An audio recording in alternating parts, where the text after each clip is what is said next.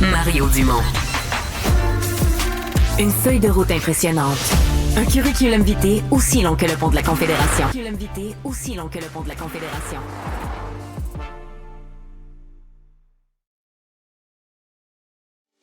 Le méga déficit annoncé d'11 milliards du ministre Girard n'en finit plus de faire des vagues. Ce matin, les libéraux expriment leur inquiétude quant à la réaction des agences de notation. La presse parlementaire pose des questions. Réaction irritée du ministre des Finances. Non.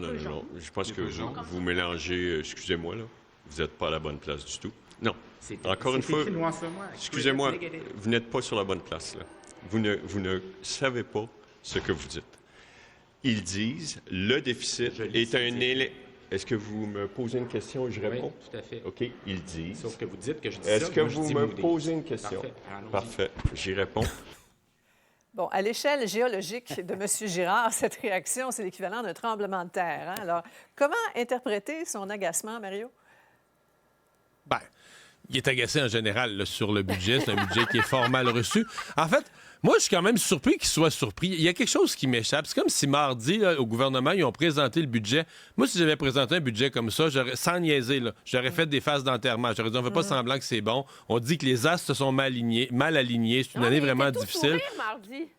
Ben oui, ils étaient tout contents. Donc là, ils sont déçus de la réception du budget. Ceci dit, sur les agences de notation, M. Girard a raison de dire il y a exagération dans le sens que le Québec n'est pas décoté. Il n'y a pas de décote. Donc ça, exagérons pas. Mais on est mis sur la liste de surveillance. En d'autres termes, les agences de crédit, là, quand ils surveillaient la dette du Québec, là, ils dormaient sur leurs deux oreilles. Puis là, ils ont entendu craquer les planchers. Puis là, ils sont assis sur leur lit puis ils surveillent. C'est ça qui nous arrive, le Québec. On est mis sous surveillance. La décision arrive quand? Moi, je pense pas qu'on va être décoté sur la base d'un seul budget. On est mis sous surveillance. Ils vont regarder de quoi ça a l'air à l'automne, la mise à jour, ce que ça a l'air le budget l'année prochaine. Mais les agences de crédit, juste les agences de notation, juste pour les gens qui saisissent pas ça, c'est pas juste que c'est un déshonneur. Là, on a été décoté, c'est plate. Non. Eux, leur code de crédit fixe les taux d'intérêt. Donc, plus tu es décoté, plus on va te charger des intérêts élevés. Quand tu vas émettre des obligations du Québec, il faut émettre un taux d'intérêt plus élevé parce qu'elles sont plus risquées. C'est pour ça qu'on veut pas être décoté. Donc, c'est quelque chose de bien concret là, qu'on craint. Là. Et quand on écoute M. Girard ce matin, c'est en partie ça qui l'a beaucoup irrité. Il fait la différence, parce que les libéraux, ce matin, laissaient entendre qu'il y avait un avis défavorable, alors que c'est pas la même chose. C'est un communiqué qui a été émis. Il y a des nuances sémantiques, il paraît-il. Mais n'empêche, on ne voit pas ça souvent, un banquier fâché. Alors, on vient de voir ça aujourd'hui. Il y a quelques ministres à fleur de peau. Hein. Vous ne trouvez pas ça du côté de Québec en ce moment? Ce budget-là, je le disais, elle ajoute, non seulement fait des vagues, mais ajoute à la mer agitée de la CAQ. Et puis, bon, Mario le disait, effectivement, qui ne pouvait pas deviner qu'un déficit de 11 milliards n'allait pas provoquer pareille réaction? Le temps file, chers amis. Déclaration en Chambre de la ministre responsable de la condition féminine. Écoutons. Que l'Assemblée nationale dénonce le choix des mots utilisés dans un récent jugement de la Cour suprême pour désigner les femmes, qu'elle réitère l'importance de conserver le mot « femme », qu'elle se dissocie de l'utilisation de termes ou de concepts contribuant à invisibiliser les femmes. Bon, mise en contexte, c'est une décision de la Cour suprême au sujet d'un procès pour agression sexuelle. Le terme « femme » s'y retrouve presque 70 fois. Emmanuel, tu as eu le temps de lire le jugement. Est-ce qu'il faut y voir un délire woke? Je rassure tout le monde au Canada, mesdames et messieurs, la Cour suprême ne conclut pas qu'il faut dorénavant désigner une femme comme une personne avec un vagin. On peut tous se calmer. Le débat dans cette cause-là tourne autour du fait, est-ce que ça prend une expertise neurologique pour conclure qu'une femme ressent un pénis dans son vagin? C'est une cause de viol. Dans un paragraphe, la Cour dit...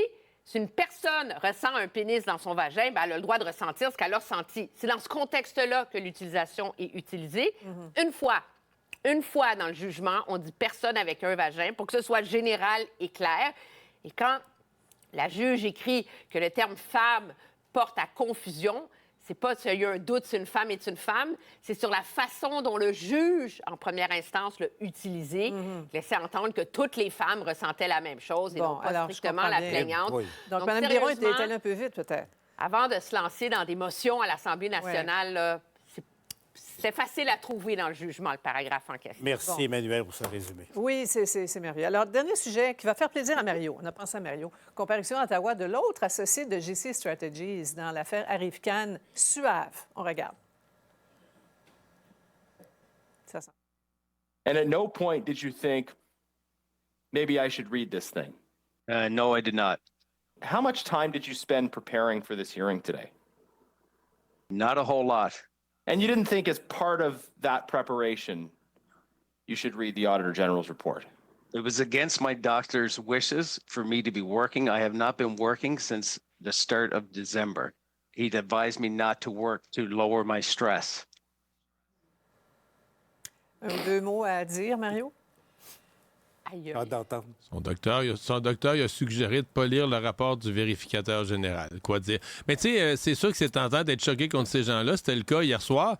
Mais finalement, après réflexion, tu sais, nous, on n'a quand même pas élu les gens de GC Strategies pour surveiller notre argent, pour être les gardiens de nos impôts, là.